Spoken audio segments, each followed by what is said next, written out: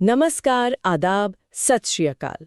हे focus, आज तारीख है 20 अक्टूबर 2025 और जी हाँ, आज के गर्मा गर्म अखबार आ चुके हैं। सीरियसली खबरें एकदम ताज़ी हैं आज। बिल्कुल, और उन्हें अच्छी तरह से पढ़ने के बाद हम आपके लिए लेकर आए हैं आज की खबरों का वो एनालिसिस, विश्लेषण, जिसे आप बिल्कुल भी इग्नोर नहीं कर सकते। हाँ, ये जरूरी है। देखिए, यूपीएससी की तैयारी करने वालों के लिए ये डेली न्यूज एनालिसिस, दैनिक समाचार विश्लेषण कितना इम्पोर्टेंट है ये तो सब जानते ही हैं, है ना? इससे लंबे समय में आपका कीमती टाइम बचेगा, पक्का। तो तैयार हो जाइए क्योंकि हम गहराई से बात करने वाले हैं। तो आज क्या है बड़ी खबरें? अरे यार, दिल्ली की हवा, फिर वही कहानी। दिल्ली की एयर क्वालिटी, वायु गुणवत्ता फिर से इतनी खराब क्यों है? और ये grab graded response action plan, ये क्या चीज है भाई? क्या ये काम भी कर रहा है? इस पर बात करेंगे। फिर नक्सलवाद, या कह लें लेफ्ट विंग एक्सट्रीमिज्म, वामपंथी उग्रवाद, क्या इसका अंत नजदीक है? कुछ बड़े माओवादी नेताओं ने सरेंडर किया है, आत्मसमर्पण किया है। इसका क्या मतलब है? क्या ये सच में एक टर्निंग पॉइंट है? हाँ, ये काफी सिग्निफिकेंट है। और फिर ये ड्रोन्स का खतरा, यार ये मामला सीरियस होता जा रहा है। यूके ने अपनी आर्मी को काइनेटिक ऑप्शन दे दिया है, सीधा शूट करने का ऑर्डर। भारत इससे क्या सीख सकता है?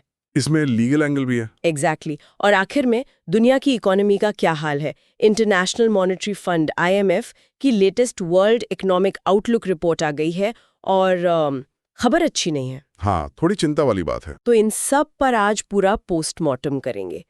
अब सवाल ये कि आप हमें क्यों सुने? Why us? अरे भाई, क्योंकि हम the Hindu, the Indian express, PIB और दूसरी क्रेडिबल गवर्नमेंट वेबसाइट्स, विश्वसनीय सरकारी वेबसाइटों को खंगालते हैं और चुनकर लाते हैं वो खबरें जो यूपीएससी एग्जाम, यूपीएससी परीक्षा के लिए सबसे ज्यादा रेलेवेंट, प्रासंगिक हैं।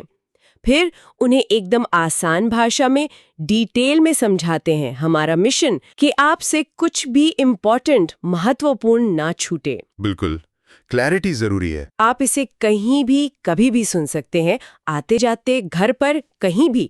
और हाँ, सबसे बढ़िया बात, सुनने के बाद हमारे टेलीग्राम चैनल पर जाइए और रिवीजन नोट्स डाउनलोड कीजिए। हाँ, वो रिवीजन के लिए काफी हेल्पफुल रहते हैं। सीरियसली, वो आपकी लर्निंग को पक्का करने में बहुत मदद करेंगे। और हाँ, आज दिवाली है, उहू, आलोक उत्सव, द फेस्टिवल ऑफ लाइट्स, खुशियों का दिन, परिवार का समय, मिठाई, वाह। त्योहार का माहौल है। लेकिन एक एस्पिरेंट के लिए ये फोकस और डिसिप्लिन का टेस्ट भी है। मुश्किल है, मैं समझती हूँ। याद है डॉक्टर APJ अब्दुल कलाम ने क्या कहा था? हाँ, उनकी बातें हमेशा प्रेरणा देती हैं। To succeed in your mission you must have single minded devotion to your goal. Single minded devotion एकाग्र समर्पण। त्योहार तो आते जाते रहेंगे बॉस, पर ये प्रेपरेशन का फेज बार बार नहीं मिलेगा। ये आपके फ्यूचर में आपका इन्वेस्टमेंट है। बिल्कुल सही कहा। तो चलो, इसी डिवोशन और पूरी एनर्जी के साथ शुरू करते हैं आज का एनालिसिस। Let's do this. तो सबसे पहले बात दिल्ली की हवा की। यार, ये तो हर साल का ड्रामा हो गया है। दिवाली के ठीक पहले बूम, दिल्ली NCR की एयर क्वालिटी पहुंच गई वेरी पुअर कैटेगरी में। हाँ, AQI 300 के ऊपर चला गया। AQI यानी एयर क्वालिटी इंडेक्स। और जैसे ये हुआ, तुरंत लागू हो गया ग्रैप का स्टेज 2। अब ये ग्रैप है क्या भला, और ये क्यों लगाया जाता है? क्या ये कोई परमानेंट फिक्स है या बस एक टेम्पररी जुगाड़ है जब हालत ज्यादा बिगड़ जाती है? बिल्कुल। देखिए, ये जो निराशा है वो जायज है। ग्रैप यानी ग्रेडेड रिस्पॉन्स एक्शन प्लान, जैसा आपने कहा, ये कोई साल भर चलने वाला प्रोएक्टिव पोल्यूशन कंट्रोल प्लान नहीं है। अच्छा। ये फंडामेंटली एक इमरजेंसी रिस्पॉन्स मैकेनिज्म है। आप इसे फायर ब्रिगेड की तरह समझ सकते हैं। वो तब आते हैं जब आग लग जाती है, वो आग लगने से रोकते नहीं हैं। सही उदाहरण है। तो जब एयर क्वालिटी, वायु गुणवत्ता एक तय सीमा से ज्यादा खराब हो जाती है, तब ग्रैप एक्टिवेट होता है ताकि स्थिति और ना बिगड़े। इसे 2017 में ministry of environment, forest and climate change, MOFCC, पर्यावरण, वन और जलवायु परिवर्तन मंत्रालय ने सुप्रीम कोर्ट, सर्वोच्च न्यायालय के निर्देश के बाद नोटिफाई किया था। ये एयर क्वालिटी इंडेक्स AQI के आधार पर काम करता है। AQI आप जानते ही हैं, हवा की क्वालिटी को मापता है 0 से 500 तक। नंबर जितना ज्यादा, हवा उतनी खराब। हाँ। ग्रैप के 4 स्टेजेस हैं। जैसे जैसे AQI बिगड़ता है, वैसे वैसे ज्यादा सख्त कदम उठाए जाते हैं। चलिए इनको थोड़ा समझ लेते हैं। पहला है स्टेज 1, पुअर। AQI 201-300, जब हवा पुअर होती है। इसमें क्या होता है? कुछ बेसिक पाबंदियां लगती हैं, जैसे construction and demolition activities, C&D activities उन जगहों पर रोकी जाती हैं जहां धूल ज्यादा उड़ती है, खासकर बड़े प्रोजेक्ट्स। अच्छा, मतलब धूल कंट्रोल करने के लिए। हाँ, ट्रैफिक पुलिस को कहा जाता है कि विजिबिलिटी के हिसाब से ट्रैफिक संभाले, गाड़ियों के पीयूसी, पोल्यूशन अंडर कंट्रोल, प्रदूषण नियंत्रण सर्टिफिकेट की चेकिंग तेज हो जाती है। मैकेनिकल स्वीपर और पानी छिड़कने वाली गाड़ियों से सड़कों की सफाई बढ़ाई जाती है। कचरा खुले में जलाने पर जो बैन है उसे सख्ती से लागू किया जाता है। मतलब कोशिश होती है कि धूल और धुएं के जो सीधे सोर्स हैं उन्हें कंट्रोल किया जाए। ठीक है, ये तो बेसिक हुआ। अभी स्टेज 2 लगा है, उसमें क्या होता है? हाँ, स्टेज 2 वेरी पुअर AQI 301 से 400। ये अभी दिल्ली एनसीआर में लागू है। यहाँ मामला थोड़ा और सीरियस हो जाता है। पार्किंग फीस 3-4 गुना बढ़ा दी जाती है। अरे बाप रे, 3-4 गुना? वो क्यों? आइडिया यह है कि लोग अपनी प्राइवेट गाड़ियां कम इस्तेमाल करें और पब्लिक ट्रांसपोर्ट की तरफ जाएं। समझे। इसीलिए सीएनजी इलेक्ट्रिक बसेस और मेट्रो सर्विसेज की फ्रीक्वेंसी बढ़ाई जाती है। अच्छा, ये लॉजिक है। और क्या होता है? होटल्स, रेस्टोरेंट्स और जो खुले में खाने पीने की जगह हैं, उन्हें तंदूर में कोयला और लकड़ी इस्तेमाल करने से मना किया जाता है। डीजल जनरेटर सेट्स का इस्तेमाल सिर्फ जरूरी सेवाओं, मतलब एसेंशियल इमरजेंसी सर्विसेज, आवश्यक आपातकालीन सेवाएं जैसे अस्पताल, लिफ्ट वगैरह के लिए ही अलाउड होता है। और जो वल्नरेबल ग्रुप्स हैं, कमजोर समूह, बच्चे, बूढ़े, गर्भवती महिलाएं और जिन्हें दिल या फेफड़ों की बीमारी है, उन्हें सलाह दी जाती है कि बाहर कम निकलें। ओके, ये हुआ स्टेज 2। इसके बाद स्टेज 3 और 4 भी हैं। बिल्कुल। Stage 3 severe AQI 401 to 450। अब हवा सीवियर, गंभीर हो गई है।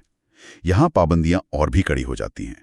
जरूरी प्रोजेक्ट्स जैसे अस्पताल, रेलवे, हाईवे, एयरपोर्ट, पानी सप्लाई वगैरह को छोड़कर बाकी सभी सीएनडी एक्टिविटीज, निर्माण विध्वंस गतिविधियों पर पूरा बैन लग जाता है। ओह, मतलब कंस्ट्रक्शन लगभग बंद। हाँ, ईंट भट्टे, hot mix plant, stone crusher जो एनसीआर में है वो बंद कर दिए जाते हैं। ऐसी इंडस्ट्रीज जो पीएनजी, पाइप्ड प्राकृतिक गैस या अप्रूव्ड फ्यूल्स स्वीकृत ईंधन पर नहीं चल रही हैं, उन्हें हफ्ते में कुछ दिन बंद रखने को कहा जा सकता है। और सबसे नोट करने वाली बात, एनसीआर में BS3 पेट्रोल और BS4 डीजल वाली 4 पहिए गाड़ियों पर रोक लगा दी जाती है। बाप रे, मतलब पुरानी गाड़ियों पर रोक। और स्टेज 4 में क्या होता है? वो तो सबसे खतरनाक होगा। हाँ, स्टेज 4 सीवियर प्लस AQI 450। ये बिल्कुल रेड अलर्ट वाला स्टेज है, एकदम इमरजेंसी, AQI 450 के पार। इसमें दिल्ली में ट्रकों की एंट्री रोक दी जाती है, सिर्फ जरूरी सामान वाले ट्रकों को छूट। दिल्ली में रजिस्टर्ड डीजल वाली मीडियम और हैवी गाड़ियों पर भी रोक लग सकती है। सभी ट्रक बंद? लगभग हाँ, एसेंशियल्स, जरूरी सामान को छोड़कर सारी सीएनडी एक्टिविटीज बंद। जरूरी सेवाओं को छोड़कर इंडस्ट्रीज और ज्यादा बंद की जा सकती हैं। और सरकार चाहे तो बहुत कड़े कदम उठा सकती है, जैसे प्राइवेट कारों के लिए odd even scheme, odd even योजना लागू करना, स्कूल कॉलेजेस बंद करना और ऑफिसों को 50% स्टाफ के साथ वर्क फ्रॉम होम करने के लिए कहना। बेसिकली शहर को एक तरह से रोक दिया जाता है ताकि हवा थोड़ी साफ हो सके।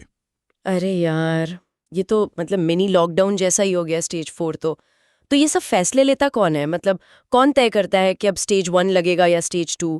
कोई कमेटी वगैरह है? अच्छा सवाल है। इसके लिए 2021 में पार्लियामेंट के एक एक्ट से एक स्टैट्यूटरी बॉडी बनी है, वैधानिक निकाय। नाम है commission for air quality management in national capital region and adjoining areas. राष्ट्रीय राजधानी क्षेत्र और आसपास के क्षेत्रों में वायु गुणवत्ता प्रबंधन आयोग, शॉर्ट में CAQM कह लेते हैं। CAQM, ठीक है। हाँ, repeat, commission for air quality management, CAQM। ये एक पावरफुल बॉडी है जिसमें केंद्र सरकार, राज्य सरकारें, Delhi, Haryana, UP, Rajasthan, Punjab, pollution control boards और एक्सपर्ट्स के प्रतिनिधि होते हैं। यही कमीशन AQI डेटा और मौसम के पूर्वानुमानों पर लगातार नजर रखता है। अच्छा, मतलब डेटा ड्रिवन अप्रोच है। बिल्कुल। और जब उन्हें लगता है कि हवा की क्वालिटी किसी स्टेज की लिमिट को पार करने वाली है या कर चुकी है, तो CAQM आदेश जारी करता है कि संबंधित GRAP स्टेज लागू किया जाए। और फिर सारी रिलेटेड एजेंसियां जैसे राज्य सरकारें, pollution control board, municipal corporation, traffic police उन कदमों को लागू करती हैं। समझ गए। तो CAQM यहाँ पर बॉस है। पर यार, मेरा वही फंडामेंटल सवाल हाँ, कि ये हर साल होता ही क्यों है? हर साल अक्टूबर नवंबर आते ही ये हवा इतनी जहरीली क्यों हो जाती है, खासकर सर्दियों में? क्या हम बस इसी लूप में फंस गए हैं? हर साल यही कहानी दोहराई जाती है। हाँ, ये वाकई फ्रस्ट्रेटिंग साइकिल है। और आप सही कह रही हैं, इसका कोई एक कारण नहीं है। ये कई फैक्टर्स का एक कॉम्प्लेक्स इंटरप्ले है। मतलब कई चीजें एक साथ मिलकर ये परफेक्ट स्टॉर्म बनाती हैं, खासकर सर्दियों के दौरान। परफेक्ट स्टॉर्म, क्या क्या हैं ये फैक्टर्स? चलिए इनको एक एक करके समझते हैं। 1. स्टबल बर्निंग, पराली जलाना। ये एक बहुत बड़ा मौसमी कारण है, खासकर अक्टूबर-नवंबर में। पंजाब, हरियाणा और पश्चिमी यूपी में धान की कटाई के बाद किसानों के पास अगली फसल मतलब गेहूं बोने के लिए बहुत कम टाइम होता है, करीब 15-20 दिन। हाँ, ये सुना है मैंने। तो खेत जल्दी तैयार करने के लिए वो बची हुई पराली में आग लगा देते हैं। ये उनके लिए सबसे सस्ता और सबसे तेज तरीका है। लेकिन इससे निकलने वाला धुआं, जिसमें भारी मात्रा में पार्टिकुलेट मैटर, PM 2.5 और PM 10, कार्बन मोनोऑक्साइड, मीथेन वगैरह होते हैं, वो हवा के साथ उड़कर दिल्ली NCR तक पहुंच जाता है और शहर का दम घोट देता है। पर बैन के बावजूद किसान जलाते क्यों हैं? देखिए, इसके कई कारण हैं।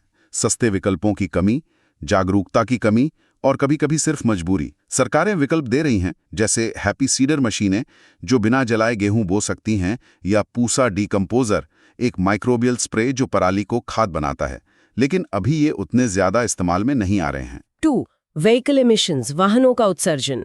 ये तो साल भर की प्रॉब्लम है, लेकिन सर्दियों में बढ़ जाती है। दिल्ली NCR में गाड़ियों की संख्या बहुत ज्यादा है। ट्रैफिक जाम, पुरानी गाड़ियां, खासकर डीजल वाली, कुछ इलाकों में खराब फ्यूल क्वालिटी और PUC नॉर्म्स का पालन ना करना, ये सब मिलकर हवा को गंदा करते हैं। और सर्दियों में क्या होता है? सर्दियों में ये पोल्यूटेंट जमीन के पास फंस जाते हैं। हवा चलती नहीं ज्यादा, तो यही जमा होते रहते हैं। 3. इंडस्ट्रियल एंड कंस्ट्रक्शन डस्ट, औद्योगिक और निर्माण धूल। दिल्ली NCR इंडस्ट्रियल हब भी है और कंस्ट्रक्शन तो यहाँ कभी रुकता ही नहीं। फैक्ट्रीज, खासकर छोटी वाली, अक्सर प्रदूषण फैलाने वाले ईंधन इस्तेमाल करती हैं और उनमें एमिशन कंट्रोल सिस्टम भी ठीक नहीं होते। कंस्ट्रक्शन साइट से बेहिसाब धूल उड़ती है अगर वो नियमों का पालन ना करें, जैसे साइट को ढकना, पानी छिड़कना वगैरह। और अक्सर इन नियमों का पालन करवाया भी नहीं जाता ठीक से। एनफोर्समेंट की कमी। बिल्कुल। 4. मेट्रियोलॉजिकल फैक्टर्स, मौसम संबंधी कारक। सर्दियां वैसे भी उत्तर भारत में हवा की क्वालिटी के लिए खराब होती हैं। हवा की स्पीड बहुत कम हो जाती है, तो पोल्यूटेंट्स फैलते नहीं, बस वहीं अटके रहते हैं। अच्छा। और दूसरी चीज होती है टेम्परेचर इन्वर्जन, तापमान व्युत्क्रमण। इसमें क्या होता है, आमतौर पर हवा ऊपर जाते हुए ठंडी होती है, लेकिन सर्दियों की रात में जमीन जल्दी ठंडी हो जाती है, तो उसके पास की हवा भी ठंडी हो जाती है। इसके ऊपर गर्म हवा की एक लेयर बन जाती है। ये गर्म लेयर एक ढक्कन की तरह काम करती है और सारे पोल्यूटेंट्स को नीचे जमीन के पास फंसा लेती है, जहां हम सांस लेते हैं। समझिए कि प्रदूषण के पतीले पे ढक्कन लगा दिया। ओह, ये तो खतरनाक है। मतलब प्रदूषक बाहर निकल ही नहीं पाते। एग्जैक्टली। और 5. फेस्टिव एमिशंस, त्योहारी उत्सर्जन। और फिर आती है दिवाली। पटाखे, बैन और अपीलों के बावजूद लोग पटाखे जलाते हैं। हाँ, ये तो है। पटाखों से जहरीले पोल्यूटेंट्स का एक कॉकटेल निकलता है। Sulphur dioxide, lead, magnesium, cadmium जैसी भारी धातुएं और बहुत सारा पार्टिकुलेट मैटर, PM 2.5। इससे AQI लेवल अचानक से बहुत तेजी से बढ़ जाता है और अक्सर रातों रात हवा सीवियर या सीवियर प्लस कैटेगरी में पहुंच जाती है। उफ, पराली, गाड़ियां, इंडस्ट्री, कंस्ट्रक्शन, मौसम और फिर पटाखे। सच में ये तो परफेक्ट स्टॉर्म है, तभी हालात इतने बिगड़ जाते हैं। पर बॉस, ये जो ग्रैप हर साल लगता है, पाबंदियां लगती हैं, फिर भी सिचुएशन सुधरती क्यों नहीं दिखती? द हिंदू का editorial fire in the sky तो इसे लगभग बेकार ही बता रहा है, जैसे घोड़े के भाग जाने के बाद अस्तबल का दरवाजा बंद करना। क्या ग्रैप काफी है? यही तो $1 मिलियन सवाल है ना? और एडिटोरियल्स काफी हद तक सही कह रहे हैं। ग्रैप अपने डिजाइन से ही एक रिएक्टिव टूल है, प्रोएक्टिव सॉल्यूशन नहीं। ये तभी एक्शन में आता है जब हवा की क्वालिटी पहले ही बिगड़कर पुअर या वेरी पुअर लेवल पर पहुंच चुकी होती है। हाँ, ये तो है। ये असल में एक तरह से विफलता को मानना है कि हम साल भर प्रदूषण को उसके सोर्स पर कंट्रोल करने में फेल हुए हैं। सिर्फ ग्रैप पर निर्भर रहना ऐसा है जैसे किसी पुरानी बीमारी का इलाज सिर्फ इमरजेंसी रूम में करना बजाय लॉन्ग टर्म हेल्थ मैनेजमेंट पर फोकस करने के। सही बात है। ये जो बहस चलती है ग्रीन क्रैकर्स बनाम ट्रेडिशनल क्रैकर्स बनाम पूर्ण प्रतिबंध पर, यह भी इसी सीमित समझौता आधारित अप्रोच को दिखाता है। हाँ, हर साल यही होता है। हम त्योहार मनाने और जन स्वास्थ्य की रक्षा के बीच कहीं संतुलन खोजने की कोशिश कर रहे हैं, जबकि जरूरत है सिस्टमिक बदलावों की जो सबके लिए हर समय साफ हवा सुनिश्चित करें। ग्रीन क्रैकर्स शायद कम प्रदूषण करते हों, लेकिन वो बिना प्रदूषण वाले तो नहीं है। और जब हवा पहले से ही खराब हो तो थोड़ा प्रदूषण भी नुकसानदायक होता है। थोड़ा गंभीर होकर देखिए, ये जो हर साल संकट आता है, ये एक गहरी गवर्नेंस फेलियर, शासन विफलता का साफ संकेत है। इसमें शामिल राज्यों दिल्ली, पंजाब, हरियाणा, यूपी, राजस्थान के बीच कोऑर्डिनेशन, समन्वय और पॉलिटिकल विल, राजनीतिक इच्छा शक्ति की साफ कमी दिखती है। हाँ, एक दूसरे पर आरोप लगाते रहते हैं, समाधान गायब है। पर्यावरण कानून है, लेकिन जमीन पर उनका एनफोर्समेंट, प्रवर्तन अक्सर ढीला होता है। इंडस्ट्रीज प्रदूषण करती हैं, कंस्ट्रक्शन की धूल उड़ती है, गाड़ियां नियमों को तोड़ती हैं, अक्सर बिना किसी डर के। और सबसे जरूरी बात, हमने लॉन्ग टर्म सॉल्यूशंस में पर्याप्त इन्वेस्ट नहीं किया है, जैसे कि बड़े पैमाने पर सस्ता पब्लिक ट्रांसपोर्ट बढ़ाना, इंडस्ट्रीज को साफ ईंधन पर लाना, सस्टेनेबल एग्रीकल्चर को बढ़ावा देना, जैसे फसल विविधीकरण। हम बस आग बुझाने वाले मोड में फंसे हुए हैं, बजाय अपने सिस्टम को फायर प्रूफ बनाने के। गवर्नेंस फेलियर, कोऑर्डिनेशन की कमी, वीक एनफोर्समेंट, शॉर्ट टर्म सोच, पैटर्न समझ में आ रहा है। और आम आदमी पर इसका क्या असर पड़ता है? मतलब सेहत की दिक्कतों के अलावा खांसी, सांस लेने में तकलीफ, अस्पताल के चक्कर, क्या कोई गहरा सामाजिक असर भी है? बिल्कुल। सेहत का असर तो भयानक है, खासकर बच्चों के लिए जिनके फेफड़े अभी विकसित हो रहे हैं, और बुजुर्गों के लिए। इससे asthma, bronchitis, heart attack, stroke और यहाँ तक कि कैंसर के मामले बढ़ते हैं। हेल्थ केयर पर खर्च और प्रोडक्टिविटी के नुकसान का आर्थिक बोझ बहुत बड़ा है। हाँ, ये तो है ही है। लेकिन इससे भी आगे, ये सोशल कॉन्ट्रैक्ट, सामाजिक अनुबंध को कमजोर करता है। सोशल कॉन्ट्रैक्ट क्या है? ये नागरिकों और राज्य के बीच एक अनकहा समझौता है। नागरिक कानून मानते हैं, टैक्स देते हैं और बदले में राज्य से उम्मीद करते हैं कि वो उनके मौलिक अधिकारों की रक्षा करेगा, जिसमें आर्टिकल 21 के तहत राइट टू लाइफ भी शामिल है। सुप्रीम कोर्ट ने बार बार कहा है कि जीवन के अधिकार में right to a clean environment शामिल है, जिसमें सांस लेने के लिए साफ हवा भी आती है। अच्छा, ये कोर्ट ने कहा है। हाँ, अब जब राज्य अपनी इस बुनियादी ड्यूटी, सांस लेने लायक हवा देना, में लगातार फेल होता है, तो वो अपनी लेजिटिमेसी, वैधता खो देता है। और फिर वो क्या करता है? वो पटाखों पर बैन लगाने जैसे जबरदस्ती वाले कदम उठाता है, जो सीधे तौर पर लोगों की मानी हुई सांस्कृतिक आजादी पर चोट करते हैं। हाँ, लोगों को गुस्सा आता है इससे। बिल्कुल, इससे नाराजगी बढ़ती है, लोग नियमों को नहीं मानते और अनुपालन कम होता है। लोगों को लगता है कि राज्य मूल समस्याओं को ठीक करने के बजाय उनकी परंपराओं को निशाना बना रहा है। तो ये एक विशिष्ट साइकिल बन जाता है। राज्य की विफलता से अलोकप्रिय पाबंदियां लगती हैं, जिससे लोगों में गुस्सा और गैरानुपालन बढ़ता है, जिससे समस्या और बिगड़ती है। ये सिर्फ पर्यावरण का मुद्दा नहीं है, ये गवर्नेंस, पब्लिक ट्रस्ट और सोशल कॉन्ट्रैक्ट के ताने बाने का संकट है। हमें तुरंत GRAP से आगे सोचने की जरूरत है। वाह, एयर पोल्यूशन को सोशल कॉन्ट्रैक्ट से जोड़ना, ये तो काफी गहरी बात है। इससे मुद्दा एक बहुत बड़े परिप्रेक्ष्य में आ जाता है। ठीक है, चलिए अब गियर बदलते हैं। हवा से हटकर अब देश की सुरक्षा की बात करते हैं। आंतरिक सुरक्षा के मोर्चे पर कुछ जरूरी खबर है। कई माओइस्ट लीडर्स, महत्वपूर्ण माओवादी नेताओं ने कथित तौर पर हथियार डाल दिए हैं। इसे एक बड़ा डेवलपमेंट माना जा रहा है। ये सिर्फ सुरक्षा बलों की टैक्टिकल विक्ट्री ही नहीं, बल्कि शायद राज्य के लिए एक स्ट्रेटेजिक, पॉलिटिको आइडियोलॉजिकल विन, रणनीतिक, राजनीतिक, वैचारिक जीत भी है। द हिंदू का editorial for a new path और इंडियन एक्सप्रेस का editorial in battle with Maoist, a politico ideological win, दोनों इसी एंगल पर जोर दे रहे हैं। ये असल में कितना महत्वपूर्ण है और इस कॉन्टेक्स्ट में इस पॉलिटिको आइडियोलॉजिकल विन का मतलब क्या है? ये वाकई बहुत महत्वपूर्ण है। पहले जल्दी से समझ लेते हैं कि ये लेफ्ट विंग एक्सट्रीमिज्म या वामपंथी उग्रवाद या नक्सलिज्म है क्या। ये दशकों से भारत की सबसे बड़ी आंतरिक सुरक्षा चुनौतियों में से एक रहा है। हाँ, काफी पुराना मुद्दा है ये। ये असल में एक इंसर्जेंसी, विद्रोह है, जिसकी जड़ें माओइस्ट आइडियोलॉजी, माओवादी विचारधारा में है। उनका घोषित लक्ष्य क्या है? मौजूदा संसदीय लोकतांत्रिक राज्य को एक प्रोट्रैक्टेड आर्म्ड स्ट्रगल, लंबे सशस्त्र संघर्ष के जरिए उखाड़ फेंकना और अपना शासन स्थापित करना। जो इलाके इससे ज्यादा प्रभावित हैं, उन्हें अक्सर रेड कॉरिडोर, लाल गलियारा कहा जाता है। हालांकि पिछले कुछ सालों में इसका भौगोलिक फैलाव काफी कम हुआ है।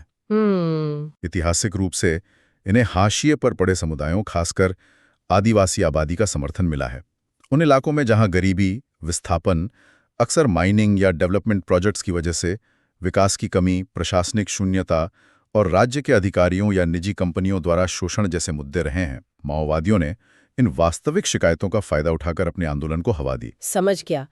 और सरकार इतने समय से इससे कैसे निपट रही है? क्या स्ट्रैटेजी है? क्या ये बदली है समय के साथ? हाँ, स्ट्रैटेजी काफी बदली है। पहले अप्रोच ज्यादातर सिक्योरिटी सेंट्रिक थी, मतलब पुलिस और पैरामिलिट्री ऑपरेशंस पर ज्यादा जोर था। लेकिन पिछले करीब 10 साल में एक ज्यादा मल्टी डायमेंशनल अप्रोच की तरफ शिफ्ट हुआ है। अच्छा। इसे समाधान डॉक्ट्रिन कहते हैं, जो करीब 2017 में सामने आया था। ये एक होलिस्टिक फ्रेमवर्क है, सिर्फ बल प्रयोग के बारे में नहीं। चलिए समाधान को समझते हैं। एस, स्मार्ट लीडरशिप, मतलब प्रभावी नेतृत्व और विभिन्न सुरक्षा बलों और सरकारी एजेंसियों के बीच बेहतर समन्वय। ए, एग्रेसिव स्ट्रैटेजी, इसमें प्रभावित इलाकों में दबदबा बनाने और माओवादी कैडरों को खत्म करने के लिए प्रोएक्टिव और टारगेटेड सुरक्षा अभियान शामिल हैं। एम, मोटिवेशन एंड ट्रेनिंग, मुश्किल इलाकों में काम कर रहे सुरक्षा बलों के लिए बेहतर ट्रेनिंग, साजो-सामान और प्रेरणा पर फोकस। ए, एक्शनेबल इंटेलिजेंस, सटीक रियल टाइम खुफिया जानकारी, तकनीकी और मानवीय दोनों जुटाने और उस पर तेजी से कार्रवाई करने पर जोर। D, dashboard based KPIs and KRAs, की परफॉर्मेंस इंडिकेटर्स, प्रमुख प्रदर्शन संकेतक, और की रिजल्ट एरियाज, प्रमुख परिणाम क्षेत्र, ताकि विभिन्न रणनीतियों और ऑपरेशंस की प्रभावशीलता पर नजर रखी जा सके। मतलब डेटा आधारित अप्रोच। टेक्नोलॉजी का इस्तेमाल। बिल्कुल। ए, हार्नेसिंग टेक्नोलॉजी, निगरानी के लिए ड्रोन, GPS ट्रैकिंग और बेहतर कम्युनिकेशन नेटवर्क जैसी आधुनिक तकनीक का उपयोग। A, action plan for each theatre, ये मानना कि हर प्रभावित इलाका अलग है, इसलिए स्थानीय परिस्थितियों के आधार पर कस्टमाइज्ड एक्शन प्लान बनाना। An, no access to financing, और ये बहुत महत्वपूर्ण है, माओवादियों की फाइनेंशियल सप्लाई लाइन को काटना, जो अक्सर जबरदस्ती वसूली और लेवी पर निर्भर रहते हैं। समाधान सुनने में तो काफी व्यापक लग रहा है। हाँ, रिपीट, समाधान। तो ये एक दो तरफा दृष्टिकोण है, दबाव बनाने के लिए सुरक्षा अभियान और साथ ही विकास पर जोर, सड़कें बनाना, स्कूल, अस्पताल, कनेक्टिविटी सुधारना, कल्याणकारी योजनाओं का लाभ पहुंचाना और सबसे जरूरी स्थानीय आबादी का भरोसा जीतना। ठीक है, तो अब वापस उन सरेंडर्स पर आते हैं। इसे एक महत्वपूर्ण पॉलिटिकल आइडियोलॉजिकल विन, राजनीतिक वैचारिक जीत क्यों कहा जा रहा है? जैसा कि एडिटोरियल्स बता रहे हैं, सिर्फ कुछ विद्रोहियों के कम होने से ज्यादा क्या बड़ी बात है इसमें? ये पॉलिटिकल आइडियोलॉजिकल विन वाला पहलू बहुत जरूरी है। देखिए, ये सरेंडर इस तरह क्यों देखे जा रहे हैं? 1. क्रिएट्स अ लीडरशिप वैक्यूम, नेतृत्व शून्यता पैदा करता है। जब सीनियर लीडर सरेंडर करते हैं तो निचले रैंक के लोगों का मनोबल टूटता है। इससे कंफ्यूजन होता है और कमांड स्ट्रक्चर कमजोर होता है। कैडर लीडरशिप और आंदोलन के भविष्य पर सवाल उठाने लगते हैं। हाँ, ये तो होगा ही। 2. सिग्निफाइज इरोजन ऑफ आइडियोलॉजी, विचारधारा के क्षरण का प्रतीक है। ये सबसे अहम बात है। जब नेता खुद हथियार डाल देते हैं तो ये एक मजबूत संदेश देता है कि उन्हें अब माओवादी विचारधारा और उसके हिंसा के रास्ते की प्रभावशीलता या उसकी सच्चाई पर भरोसा नहीं रहा। ये मूल रूप से उस नैरेटिव को चुनौती देता है कि सशस्त्र क्रांति ही एकमात्र रास्ता है। मतलब विचारधारा पर ही सवाल उठ जाता है। बिल्कुल। 3. Validates the states dual policy, राज्य की दोहरी नीति को मान्य करता है। ये सरेंडर इस बात का सबूत माने जा रहे हैं कि सरकार की समाधान रणनीति काम कर रही है। एक तरफ लगातार सुरक्षा दबाव से माओवादियों के लिए ऑपरेट करना और टिके रहना मुश्किल होता जा रहा है। उनके प्रभाव वाले इलाके सिकुड़ रहे हैं, भर्ती कम हो गई है और टॉप लीडर्स मारे जा रहे हैं या पकड़े जा रहे हैं। दूसरी तरफ विकास का जोर, दूर-दराज के गांवों तक पहुंचती सड़कें, कनेक्टिविटी लाते मोबाइल टावर, शिक्षा देते स्कूल, सुरक्षा जाल देती कल्याणकारी योजनाएं हिंसा के जीवन का एक ठोस विकल्प दे रहा है। हाँ, डेवलपमेंट दिखने लगा है। और इसके साथ एक विश्वसनीय सरेंडर एंड रिहेबिलिटेशन पॉलिसी, आत्मसमर्पण और पुनर्वास नीति, जो मुख्य धारा में सुरक्षित वापसी का वादा करती है, ये मिलकर एक आकर्षक एग्जिट रूट बनाते हैं। तो पॉलिटिकल आइडियोलॉजिकल क्यों? क्योंकि राज्य माओवादियों के उस मूल नैरेटिव का प्रभावी ढंग से मुकाबला कर रहा है कि भारतीय राज्य शोषक है, आदिवासी विरोधी है और न्याय या विकास देने में असमर्थ है। अच्छा। विकास लाकर फॉरेस्ट राइट्स एक्ट, वन अधिकार अधिनियम जैसे कानून लागू करके जो आदिवासियों को जमीन का हक देता है, और गवर्नेंस स्ट्रक्चर स्थापित करके राज्य उस पॉलिटिकल स्पेस को वापस हासिल कर रहा है। ये दिखा रहा है कि डेमोक्रेटिक सिस्टम अपनी कमियों के बावजूद डिलीवर कर सकता है। ये सरेंडर इस बात का संकेत है कि विद्रोही उन्हीं लोगों का दिल और दिमाग हार रहे हैं जिनका वो प्रतिनिधित्व करने का दावा करते थे। राज्य ये साबित कर रहा है कि विकास बंदूक से ज्यादा शक्तिशाली हथियार हो सकता है। वाह, ये तो वाकई दमदार तर्क है। विकास के जरिए दिल और दिमाग जीतना, विचारधारा को ही कमजोर करना, ये तो सच में एक बड़ी जीत लगती है। लेकिन क्या हम मान ले कि नक्सलवाद अब खत्म होने वाला है? आगे क्या चुनौतियां हैं? The Hindu editorial for a new path इशारा कर रहा है कि अब एक नए रास्ते की जरूरत है। इसका क्या मतलब है? बिल्कुल, ये एक पॉजिटिव डेवलपमेंट है, लेकिन ये निश्चित रूप से अंत नहीं है। कॉम्प्लिसेंट होना खतरनाक होगा। आगे की चुनौतियां महत्वपूर्ण हैं और शायद और भी जटिल। जैसे एडिटोरियल कह रहा है, अब फोकस मुख्य रूप से काउंटर इंसर्जेंसी से हटकर sustainable post conflict governance in peace building पर शिफ्ट होना चाहिए, और ये काम अक्सर लड़ने से ज्यादा मुश्किल होता है। अच्छा, मतलब शांति बनाना ज्यादा मुश्किल है। क्या है वो चुनौतियां? हाँ, देखिए, तात्कालिक चुनौतियां क्या हैं? इफेक्टिव रिहैबिलिटेशन, प्रभावी पुनर्वास। जो कैडर सरेंडर कर रहे हैं उन्हें समाज में सफलतापूर्वक वापस कैसे लाया जाए? उन्हें स्किल्स देना, रोजगार के मौके देना, मनोवैज्ञानिक मदद देना, और ये सुनिश्चित करना कि वो वापस अपराध में न जाएं या बचे हुए माओवादी गुटों का निशाना न बने, ये बहुत जरूरी है। अगर पुनर्वास नीति फेल हुई तो बहुत बुरा असर हो सकता है। हाँ, ये तो बहुत जरूरी है। सस्टेनिंग डेवलपमेंट मोमेंटम, विकास की गति बनाए रखना। जो डेवलपमेंट प्रोजेक्ट शुरू हुए हैं उन्हें कुशलता से पूरा करना होगा, वो भ्रष्टाचार मुक्त हों और उनका फायदा सच में स्थानीय समुदायों तक पहुंचे। ये सिर्फ सड़कें बनाने तक सीमित नहीं होना चाहिए। ये सुनिश्चित करना होगा कि स्कूलों में टीचर हों, अस्पतालों में डॉक्टर और दवाएं हों, और लोगों को अपने जीवन में वास्तविक सुधार महसूस हों। असल बदलाव दिखना चाहिए। फिलिंग द गवर्नेंस वैक्यूम, शासन शून्यता को भरना, ये शायद सबसे महत्वपूर्ण चुनौती है। जैसे जैसे माओवादियों का प्रभाव कम होता है, खालीपन पैदा होता है। इस खालीपन को एक मजबूत, निष्पक्ष, उत्तरदायी और जवाबदेह स्थानीय शासन प्रणाली से भरने की जरूरत है। मजबूत पंचायतें, सुलभ पुलिस और काम करने वाली स्थानीय न्यायपालिका। अगर राज्य प्रभावी शासन स्थापित करने में नाकाम रहता है तो खतरा है कि दूसरे शोषक तत्व इस शून्य को भर सकते हैं या माओवादी वापसी की कोशिश कर सकते हैं। ओ, मतलब खाली जगह को भरना भी एक चैलेंज है। बिल्कुल। तो लॉन्ग टर्म सफलता सिर्फ सरेंडर की संख्या से नहीं, बल्कि राज्य की स्थायी, समावेशी शांति बनाने की क्षमता से मापी जाएगी। फोकस अब खात्मे से हटकर कंसोलिडेशन और सुलह पर होना चाहिए।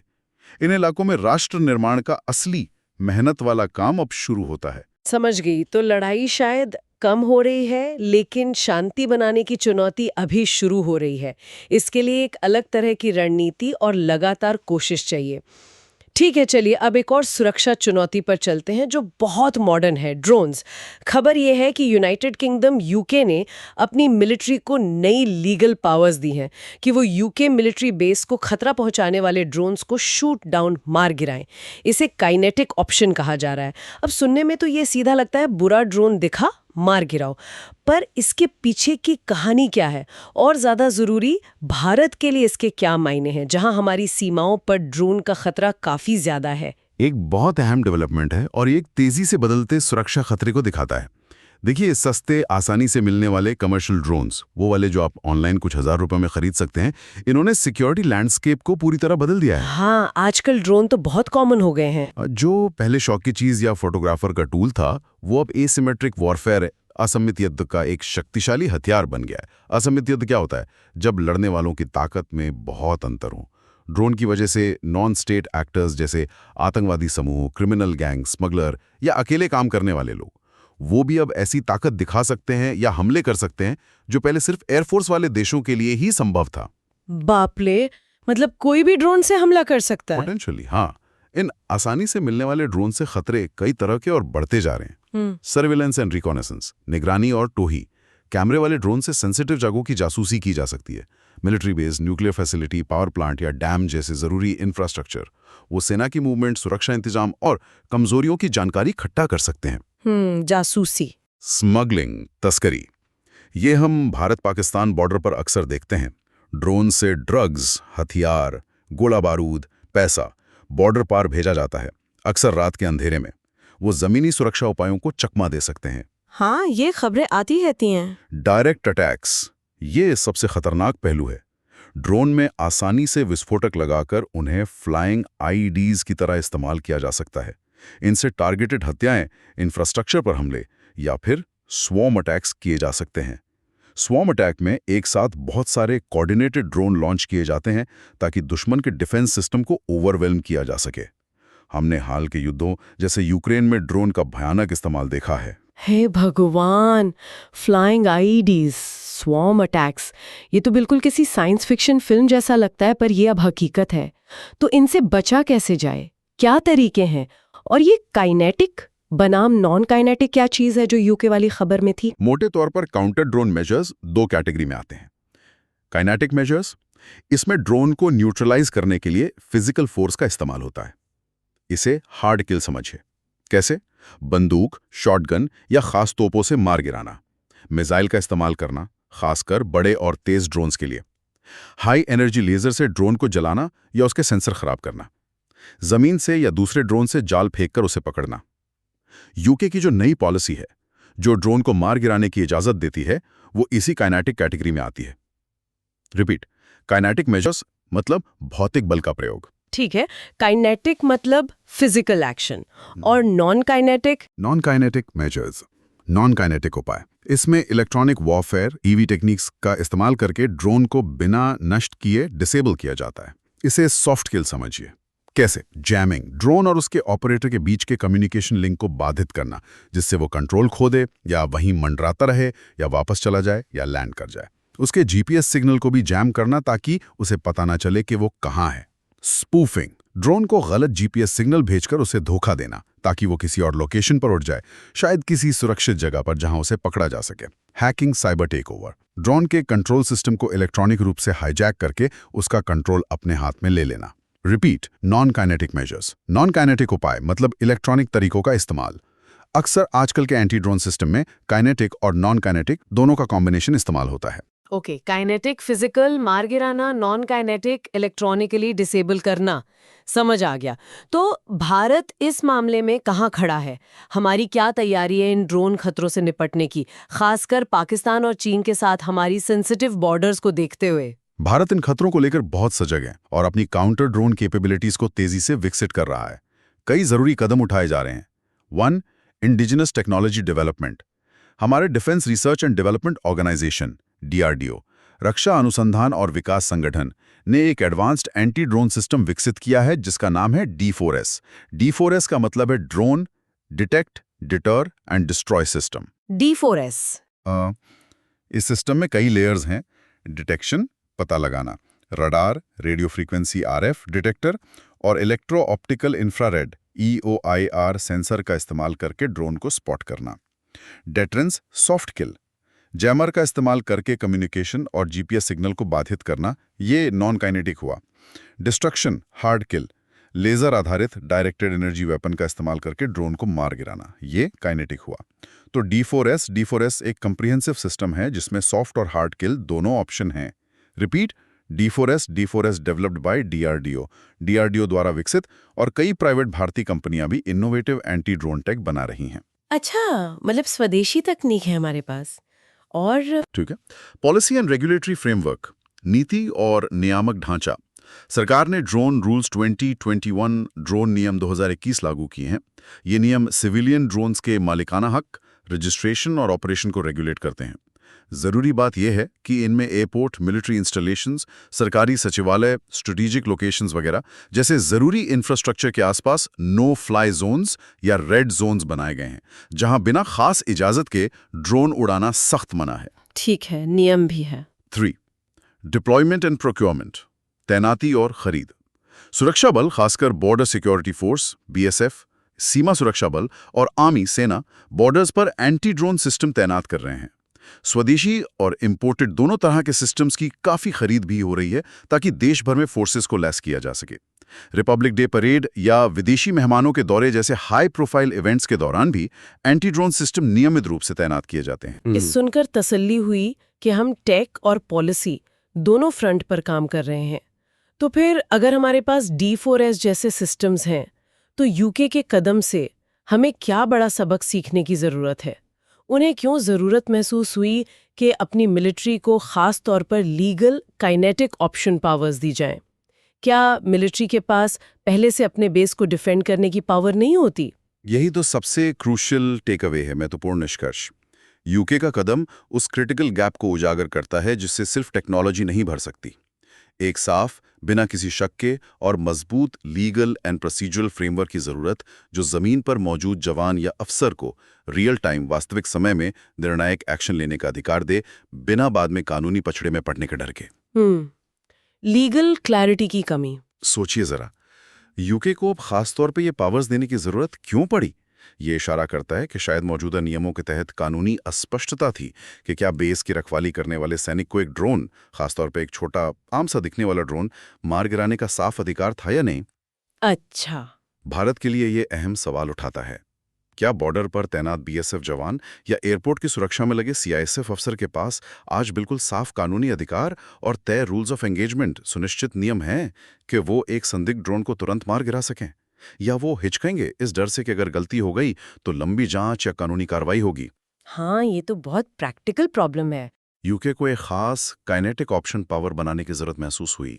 ये बताता है कि ये क्रिटिकल लीगल ग्रे एरिया है जिसे अकेले टेक्नोलॉजी हल नहीं कर सकती। जमीन पर मौजूद व्यक्ति को तेजी से बढ़ते खतरे के खिलाफ निर्णायक कार्रवाई करने के लिए कानूनी निश्चितता चाहिए। और इससे भी आगे बढ़कर देखें तो ये मॉडर्न लड़ाई और सुरक्षा की बदलती प्रकृति को दिखाता है। इतिहास में आसमान पर कब्जा, एयर पावर, वायु शक्ति सिर्फ उन देशों का एकाधिकार था जिनके पास एयरफोर्स थी। लेकिन सस्ते हथियार बनाने लायक ड्रोन की आसान उपलब्धता ने, जिसे कुछ लोग डेमोक्रेटाइजेशन ऑफ एयर पावर, वायु शक्ति का लोकतंत्रीकरण कहते हैं, उसे जन्म दिया है। अब छोटे समूह या व्यक्ति भी संभावित रूप से हवाई हमले कर सकते हैं। ये परिष्कृत बल प्रयोग पर राज्य के पारंपरिक एकाधिकार को चुनौती देता है। मतलब अब खतरा कहीं से भी आ सकता है। बिल्कुल। इसका मतलब है कि आंतरिक सुरक्षा अब सिर्फ जमीनी सीमाओं या फिजिकल एसेट्स की रखवाली नहीं है, ये हर जरूरी राष्ट्रीय इंफ्रास्ट्रक्चर के ऊपर लो एल्टीट्यूड एयर स्पेस को नियंत्रित करना भी है। ये एक पैराडाइम शिफ्ट है। भारत को अपनी घरेलू सुरक्षा संरचना, कानून, सिद्धांत, ट्रेनिंग और इंटर एजेंसी कोऑर्डिनेशन का पूरी तरह से पुनर्मूल्यांकन करने की जरूरत है ताकि इस नए त्रिआयामी खतरे के परिदृश्य को प्रभावी ढंग से एकीकृत और काउंटर किया जा सके। हमें 21वीं सदी के खतरों के लिए 21वीं सदी के नियमों की जरूरत है। पैराडाइम शिफ्ट, वायु शक्ति का लोकतंत्रीकरण, कम ऊंचाई वाले एयर स्पेस को कंट्रोल करना, ये वाकई समझने के लिए बहुत जरूरी कॉन्सेप्ट्स है। सुरक्षा अब सिर्फ 2 डायमेंशनल नहीं रहे। हाँ, ठीक है, चलिए अब सुरक्षा खतरों से आर्थिक खतरों की ओर बढ़ते हैं। इंटरनेशनल मॉनेटरी फंड IMF ने अपनी ताज़ा world economic Outlook WEO report जारी की है। और यार, माहौल कुछ ठीक नहीं लग रहा। रिपोर्ट का टाइटल ही बहुत कुछ कह रहा है। Global economy in flux, prospects remain dim. वैश्विक अर्थव्यवस्था में उथल-पुथल, संभावनाएं धुंधली बनी हुई हैं। तो IMF के हिसाब से ग्लोबल इकोनॉमी का क्या सीन चल रहा है? क्या दुनिया मंदी की तरफ बढ़ रही है? हाँ, ये WEO रिपोर्ट जो IMF साल में 2 बार, अप्रैल और अक्टूबर निकालता है, ये ग्लोबल इकोनॉमी के हेल्थ चेकअप जैसी है और लेटेस्ट रिपोर्ट को चिंताजनक है।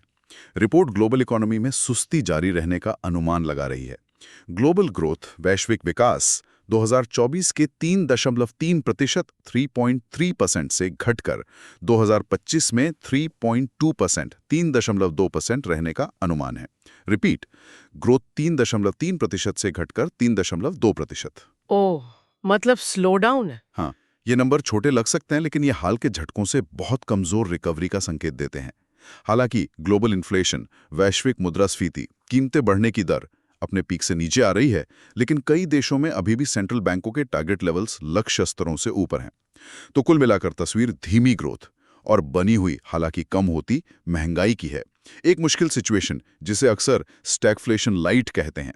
स्टैगफ्लेशन लाइट मतलब धीमी ग्रोथ और महंगाई। इसके पीछे क्या कारण बताए हैं IMF ने? रिपोर्ट ने इस निराशाजनक आउटलुक के पीछे मुख्य रूप से 3 कारण, ये यूं कहें कि हेडविंड्स, बाधाएं गिनाए हैं। 1. राइजिंग प्रोटेक्शनिज्म, बढ़ता संरक्षणवाद। ये एक बड़ी चिंता है।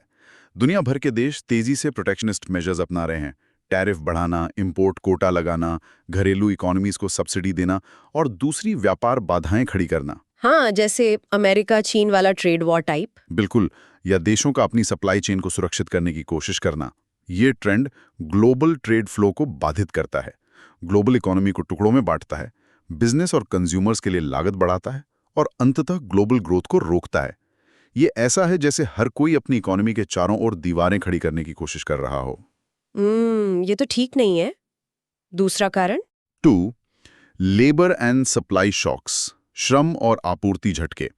ग्लोबल इकोनॉमी अभी भी हाल के झटकों के असर से जूझ रही है। जियोपॉलिटिकल संघर्ष जैसे यूक्रेन युद्ध या मिडिल ईस्ट में तनाव एनर्जी सप्लाई और ग्लोबल सप्लाई चेन को बाधित कर रहे हैं। हाँ, सप्लाई चेन की दिक्कतें तो थीं। कई एडवांस्ड इकोनॉमीज में आबादी बूढ़ी हो रही है, जिससे लेबर फोर्स कम हो रही है और कुछ सेक्टर्स में लेबर की कमी हो रही है। लगातार स्किल शॉर्टेज भी है, मतलब वर्कर्स के पास जो स्किल्स हैं और एम्प्लॉयर्स को जो चाहिए उनमें मेल नहीं है। ये सारे फैक्टर्स प्रोडक्शन कैपेसिटी को रोकते हैं और मजदूरी और कीमतों पर ऊपर की ओर दबाव डालते हैं। स्किल गैप भी एक मुद्दा है। और तीसरा? 3. Fiscal vulnerabilities and institutional erosion, राजकोषीय कमजोरियां और संस्थागत क्षरण। कई सरकारों ने महामारी के दौरान अपनी इकोनॉमी को सपोर्ट करने के लिए भारी मात्रा में पब्लिक डेट, सार्वजनिक ऋण जमा किया। अब दुनिया भर में बढ़ती ब्याज दरों के साथ इस कर्ज को चुकाना ज्यादा महंगा होता जा रहा है, जिससे कई देश फिस्कल स्ट्रेस, राजकोषीय तनाव में हैं। हाँ, कर्ज बढ़ गया है। इससे उनकी जरूरी सेवाओं पर खर्च करने या ग्रोथ में इन्वेस्ट करने की क्षमता कम हो जाती है। और शायद सबसे चिंताजनक बात, आईएमएफ ने साफ तौर पर इरोजन ऑफ इंस्टीट्यूशंस, संस्थानों के क्षरण के खिलाफ चेतावनी दी है। इंस्टीट्यूशंस का क्षरण, इसका क्या मतलब है? इसका मतलब है कई देशों में democratic institutions, rule of law, judicial independence, regulatory quality और आर्थिक नीतियां बनाने वाली संस्थाओं की विश्वसनीयता का कमजोर होना। जब इंस्टीट्यूशंस कमजोर होते हैं तो ये आर्थिक स्थिरता, इन्वेस्टर कॉन्फिडेंस और लॉन्ग टर्म ग्रोथ की संभावनाओं को कमजोर करता है। ओफो, प्रोटेक्शनिज्म, सप्लाई चेन की दिक्कतें, कर्ज का बोझ और कमजोर होते संस्थान, ये तो काफी गंभीर ग्लोबल तस्वीर है। तो इसका भारत पर क्या असर पड़ेगा?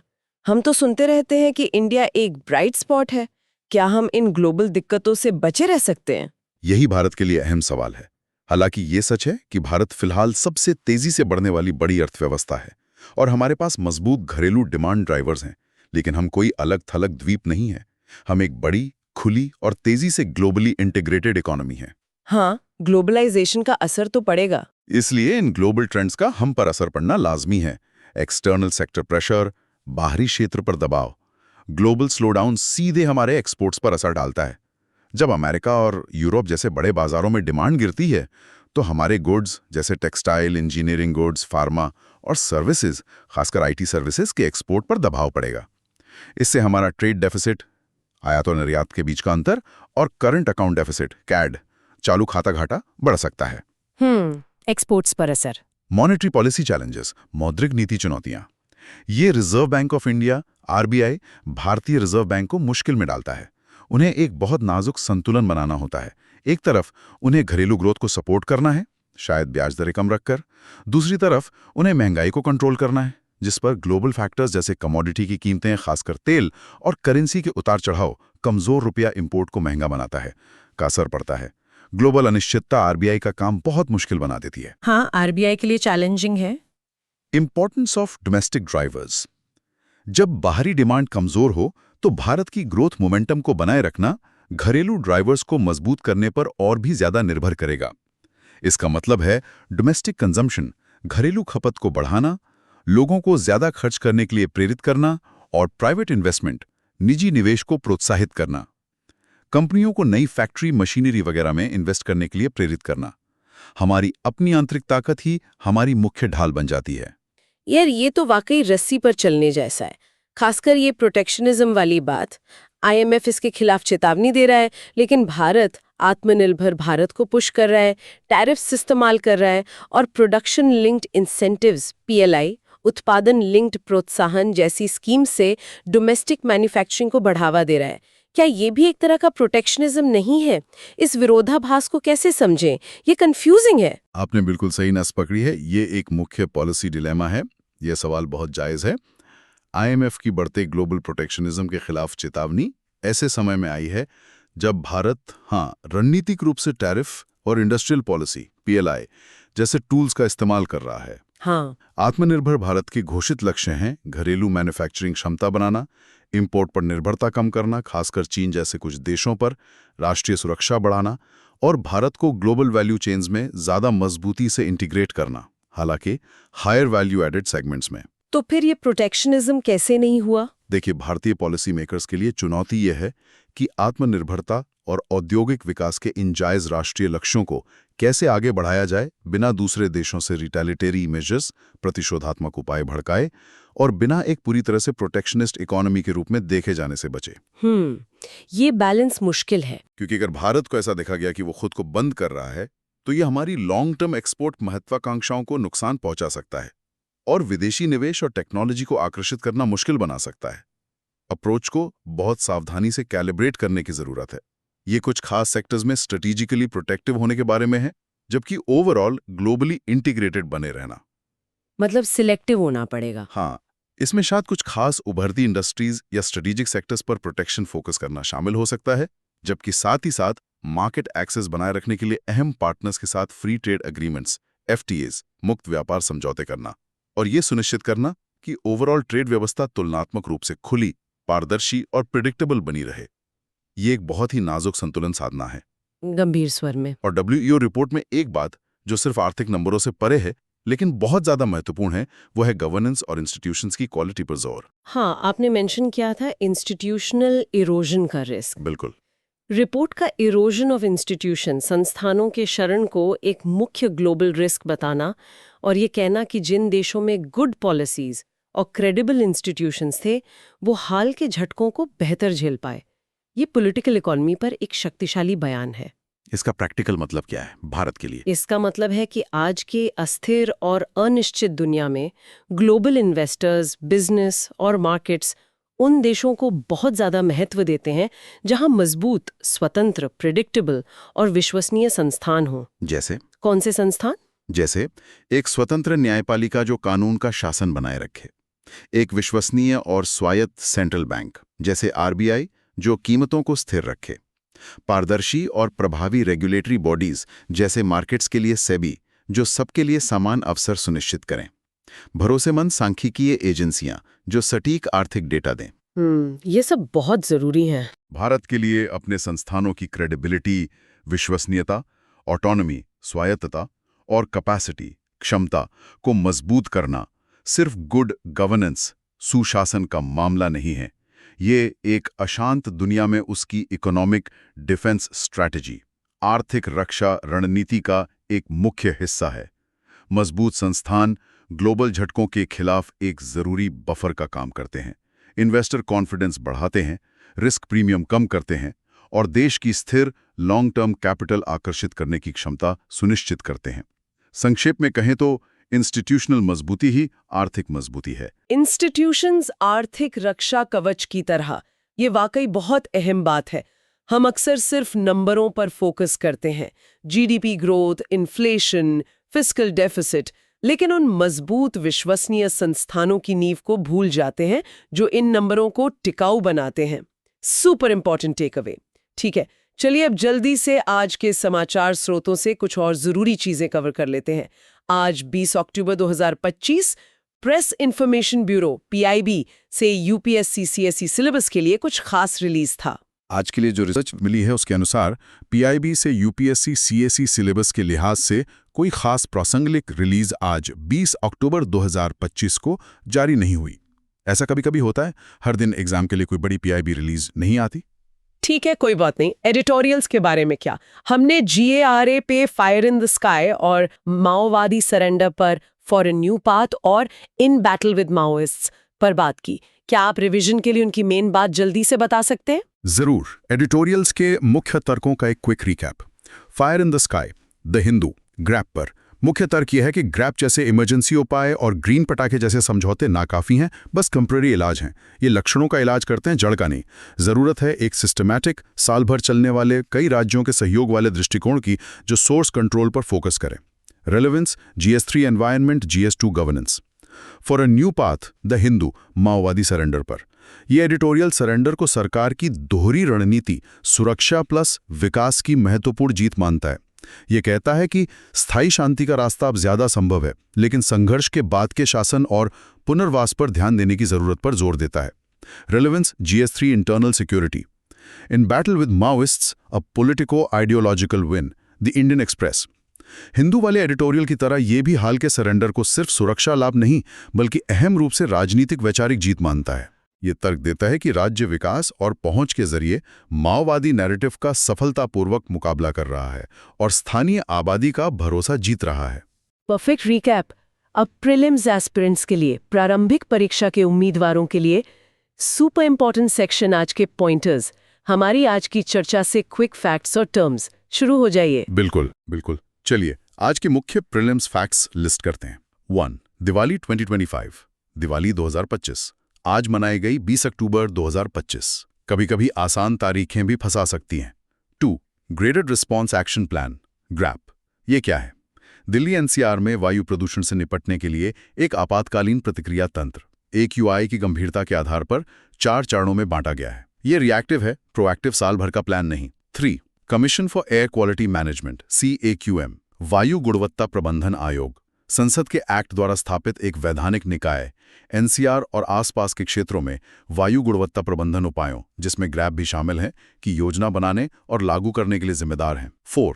समाधान डॉक्ट्रिन, समाधान सिद्धांत, केंद्र सरकार की वामपंथी उग्रवाद LWE का मुकाबला करने के लिए व्यापक बहुआयामी रणनीति। इसके 8 स्तंभ याद रखें। ये सुरक्षा अभियानों को विकास पहलों के साथ जोड़ता है। Kinetic counter drone measures, kinetic counter drone उपाय, वो तरीके जो ड्रोन को निष्क्रिय या नष्ट करने के लिए भौतिक बल जैसे प्रोजेक्टाइल, लेजर, जाल का उपयोग करते हैं, नॉन काइनेटिक के विपरीत। Repeat. Kinetic is equal to physical force, भौतिक बल। 6. वर्ल्ड इकोनॉमिक आउटलुक WEO, विश्व आर्थिक outlook. International monetary fund IMF द्वारा साल में 2 बार अप्रैल-अक्टूबर प्रकाशित होने वाली एक प्रमुख रिपोर्ट जो वैश्विक आर्थिक विकास का विश्लेषण और पूर्वानुमान देती है। Repeat, WEO publish by IMF द्वारा प्रकाशित। जबरदस्त पॉइंट्स, सीधे सीधे प्रीलिम्स मटेरियल। अब कोई खास टर्मिनोलॉजी, शब्दावली जिस पर आज हमने चर्चा की और जिसका मतलब समझना जरूरी है? चलिए 4 महत्वपूर्ण शब्दों को जल्दी से रिवाइज करते हैं। 1. एसिमेट्रिक वॉरफेयर, असम्मित युद्ध। जब लड़ने वाले पक्षों की सैन्य क्षमताओं या संसाधनों में बहुत ज्यादा अंतर हो, कमजोर पक्ष अक्सर मजबूत पक्ष की कमजोरियों का फायदा उठाने के लिए अपरंपरागत तरीके अपनाता है। तकनीकी रूप से बेहतर सेना के खिलाफ गैर राज्य एक्टर्स द्वारा कम लागत वाले ड्रोन का उपयोग इसका एक प्रमुख उदाहरण है। 2. काइनेटिक ऑप्शन, मिलिट्री और सुरक्षा में इस्तेमाल होने वाला शब्द जो किसी उद्देश्य को प्राप्त करने के लिए सीधे भौतिक और अक्सर घातक बल के उपयोग को संदर्भित करता है। काउंटर ड्रोन संदर्भ में इसका मतलब है ड्रोन को भौतिक रूप से नष्ट करना, जैसे गोली मारना, बजाय इलेक्ट्रॉनिक रूप से अक्षम करने के, नॉन काइनेटिक के। 3. प्रोटेक्शनिज्म, संरक्षणवाद। आयातित वस्तुओं पर टैरिफ, आयात कोटा और अन्य सरकारी नियमों जैसे तरीकों से देशों के बीच व्यापार को प्रतिबंधित करने की आर्थिक नीति। लक्ष्य आमतौर पर घरेलू उद्योगों को विदेशी प्रतिस्पर्धा से बचाना होता है। लेफ्ट विंग एक्सट्रीमिज्म, वामपंथी उग्रवाद, मुख्य रूप से माओवादी विचारधारा पर आधारित एक सशस्त्र विद्रोह जो स्थापित लोकतांत्रिक राज्य को हिंसक रूप से उखाड़ फेंकना चाहता है।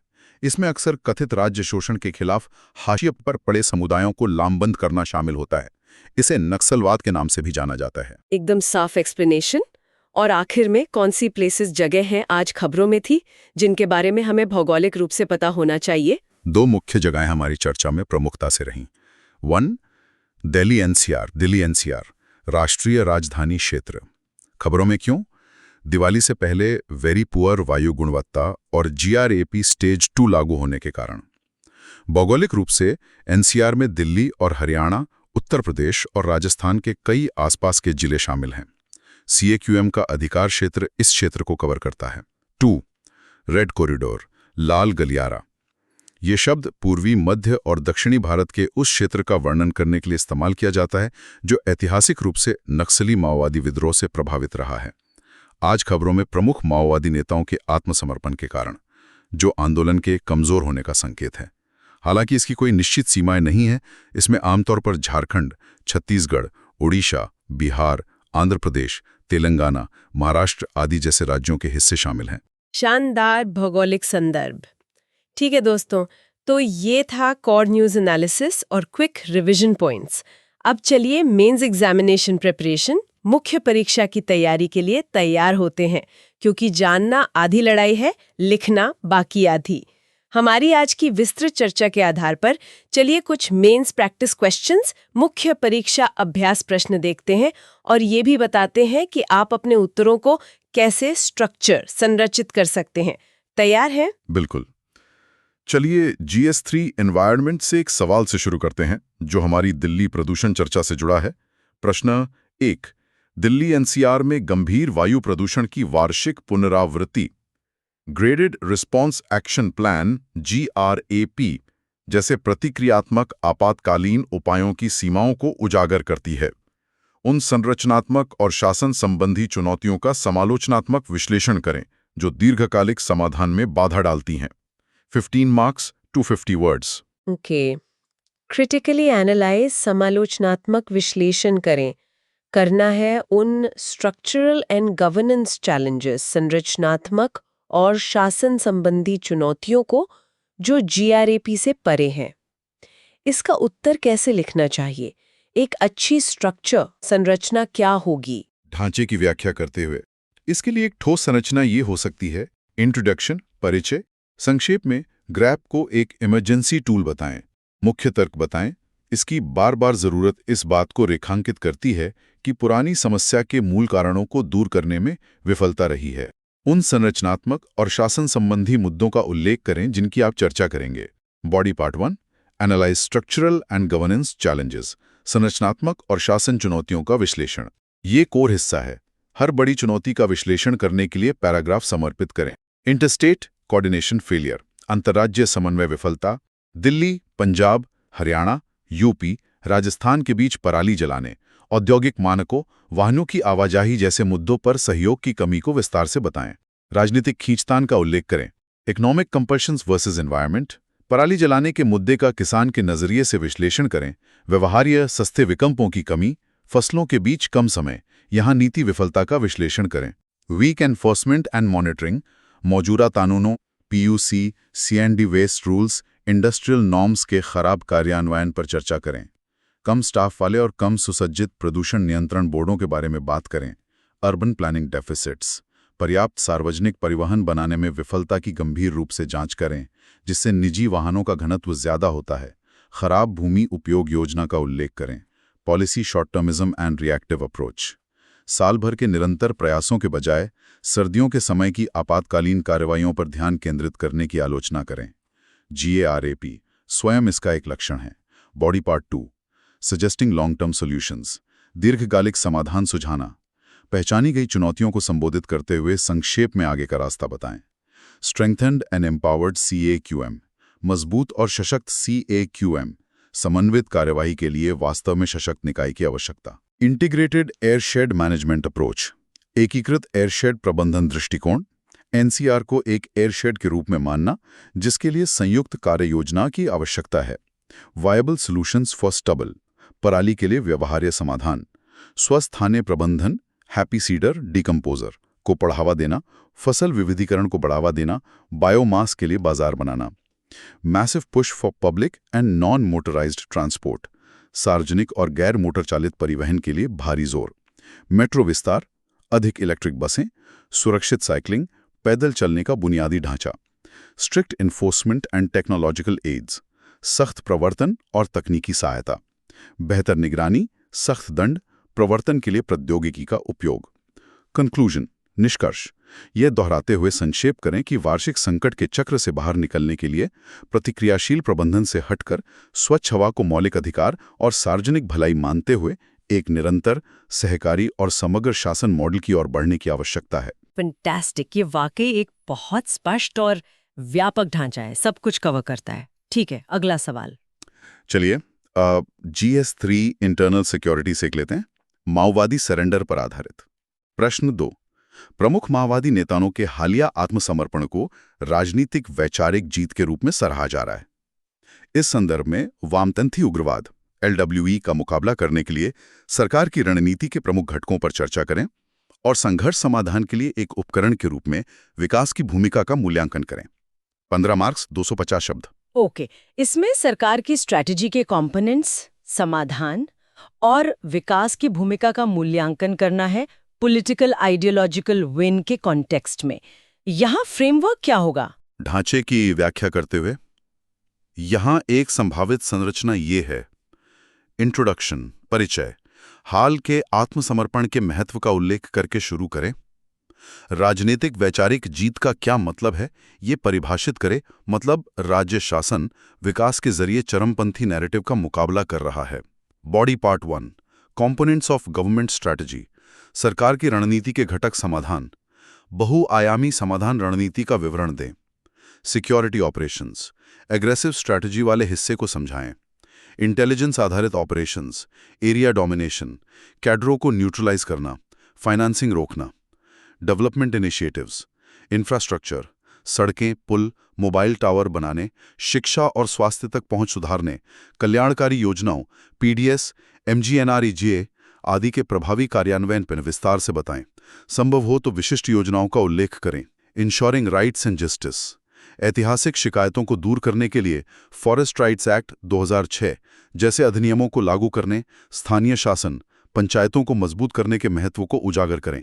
परसेप्शन मैनेजमेंट एंड रिहेबिलिटेशन, एक निकास मार्ग प्रदान करने में विश्वसनीय सरेंडर और पुनर्वास नीति की भूमिका और माओवादी प्रचार का मुकाबला करने के लिए मनोवैज्ञानिक अभियानों पर चर्चा करें। Body part 2, evaluating the role of development, विकास की भूमिका का मूल्यांकन। विकास कैसे एक उपकरण के रूप में कार्य करता है, इसका समालोचनात्मक मूल्यांकन करें। पॉजिटिव इम्पैक्ट्स, समझाएं कि कैसे विकास परियोजनाएं राज्य की उपस्थिति और इरादे को प्रदर्शित करती हैं, उपेक्षा के माओवादी दावों का मुकाबला करती हैं, विद्रोह में शामिल होने के विकल्प प्रदान करती हैं, विशेषकर युवाओं के लिए नौकरियां, शिक्षा, स्थानीय विश्वास, दिल और दिमाग जीतकर इंटेलिजेंस फ्लो में सुधार करती हैं। इसे सीधे राजनीतिक वैचारिक जीत से जोड़ें। लिमिटेशंस एंड चैलेंजेस, संभावित नुकसानों पर भी चर्चा करें। विकास समावेशी, भागीदारीपूर्ण और सांस्कृतिक रूप से संवेदनशील होना चाहिए। यदि इसे ऊपर से थोपा हुआ, भ्रष्ट या उचित पुनर्वास के बिना विस्थापन की ओर ले जाने वाला माना जाता है तो ये उल्टा पड़ सकता है और नाराजगी भड़का सकता है। गुणवत्ता और लास्ट मील डिलीवरी महत्वपूर्ण है। कंक्लूजन, निष्कर्ष, यह कहकर निष्कर्ष निकालें कि हाल की सफलताएं संतुलित रणनीति की प्रभावशीलता की पुष्टि करती हैं। इस बात पर जोर दें कि अंतिम जीत केवल विद्रोहियों को खत्म करने में नहीं, बल्कि उनकी विचारधारा को विकास, लोकतंत्र और समावेशन के ठोस वादे से बदलने में है। चुनौती अब निरंतर सुशासन के माध्यम से इन लाभों को मजबूत करना है। फिर से शानदार फ्रेमवर्क, रणनीति और जरूरी क्रिटिकल इवैल्यूएशन दोनों को कवर करता है। ओके, एक और इकोनॉमी से। हाँ, चलिए IMF WEO रिपोर्ट पर आधारित एक करते हैं, GS3 इकोनॉमी के लिए। प्रश्न 3, IMF की नवीनतम विश्व आर्थिक आउटलुक रिपोर्ट संरक्षणवाद और संस्थागत क्षरण से प्रेरित वैश्विक मंदी की ओर इशारा करती है। भारतीय अर्थव्यवस्था के लिए संभावित निहितार्थ क्या हैं और भारत को अपनी आर्थिक लचीलापन बढ़ाने के लिए क्या नीतिगत उपाय अपनाने चाहिए? 15 मार्क्स 250 शब्द। Okay, global slowdown, protectionism, institutional erosion के कारण भारत के लिए निहितार्थ और रेजिलियंस यानी लचीलेपन के लिए नीतिगत उपाय, इसे कैसे स्ट्रक्चर करें? ढांचे की व्याख्या करते हुए यहाँ एक लॉजिकल फ्लो ये हो सकते हैं। इंट्रोडक्शन, परिचय, नवीनतम IMF WEO रिपोर्ट के मुख्य निष्कर्षों को संक्षेप में बताएं, अनुमानित वैश्विक मंदी और पहचाने गए जोखिमों को उजागर करें, बढ़ता संरक्षणवाद और संस्थागत क्षरण। Body part 1, implications for the Indian economy, भारतीय अर्थव्यवस्था पर प्रभाव, चर्चा करें कि ये वैश्विक रुझान भारत को कैसे प्रभावित कर सकते हैं। ट्रेड चैनल, समझाएं कि कैसे कमजोर वैश्विक मांग भारत की निर्यात वृद्धि, माल और सेवाएं दोनों को कम करेगी, संभावित रूप से व्यापार घाटे और CAD को खराब करेगी। संभव हो तो विशिष्ट क्षेत्रों का उल्लेख करें। फाइनेंशियल चैनल, वैश्विक जोखिम से बचाव के कारण पूंजी प्रवाह, FPI में संभावित अस्थिरता, मुद्रा, रुपए का मूल्य ह्रास और वित्तीय बाजारों पर पड़ने वाले प्रभाव पर चर्चा करें।